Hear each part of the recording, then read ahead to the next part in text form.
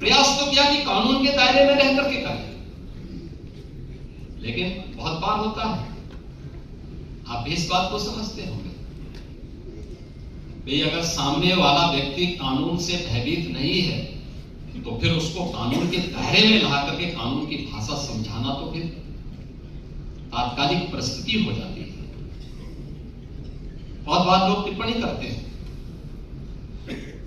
कि पुलिस ने गोली क्यों मारी। अगर पुलिस गोली ना मारे तो क्या पुलिस गोली खाए? ये दोनों काम एक साथ नहीं चल सकते। अगर उस अपराधी को गोली चलाने की स्वतंत्रता है तो पुलिस के पास भी हमने इसलिए पिस्तौल दी है कि वह भी उसके सामने उसका मुकाबला करे, उसका प्रशिक्षण इसी बात को लेकर के और उसको जिस भाषा में समझे उस भाषा में उसको समझाने का काम करे। यहाँ पे सब जुनेजा जी अपनी बात को कह रहे थे कि उनकी अपनी पीड़ा थी, जहां उनका बचपन बीता, उस धरती को छोड़ना उनके लिए अत्यंत कठिन रहा होगा, लेकिन उनकी मजबूरी थी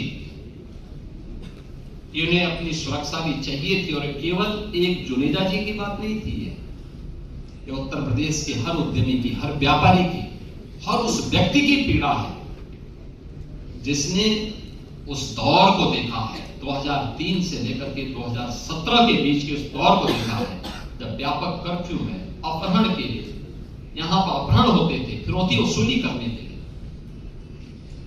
और उन स्थितियों में जब आदरणीय प्रधानमंत्री जी ने और हमारी पार्टी ने दायित्व मुझे उपलब्ध किया था, तो हमें इस चुनौती का सामना भी करना था और हर एक नागरिक के मन में विश्वास भी पैदा करना था।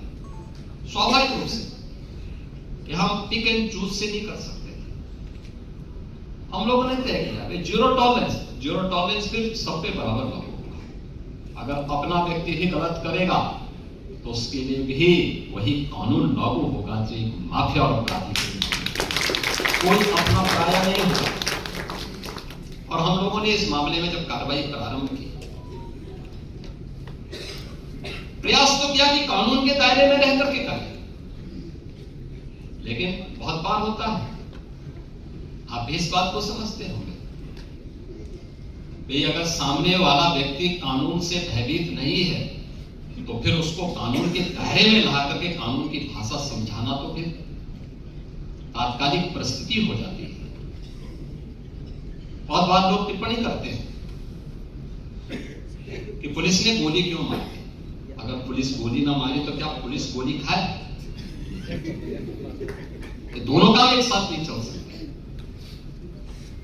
अगर उस अपराधी को गोली चलाने की स्वतंत्रता है तो पुलिस के पास भी हमने इसलिए पिस्तौल दी है कि वह भी उसके सामने उसका मुकाबला करे, उसका प्रशिक्षण इसी बात को लेकर के और उसको जिस भाषा में समझे उस भाषा में उसको समझाने का काम करे। और उस भाषा में जब समझाया गया, आपने देखा होगा पिछले 9 वर्ष में बड़े बड़े पर्व त्योहार हो रहे, सारे सुकुशल संपन्न हो रहे, कहीं कोई शांति भंग की बात नहीं करता है, कहीं कोई अराजकता की बात नहीं करता है, कहीं कोई फिरौती की बात नहीं करता है, कहीं कोई दंगा नहीं है, कोई फसाद नहीं है, कोई गुंडा टैक्स नहीं है। आज कहीं भी इस प्रकार की स्थिति नहीं है और उत्तर प्रदेश निवेश के बेहतरीन गंतव्य के रूप में अपने आप को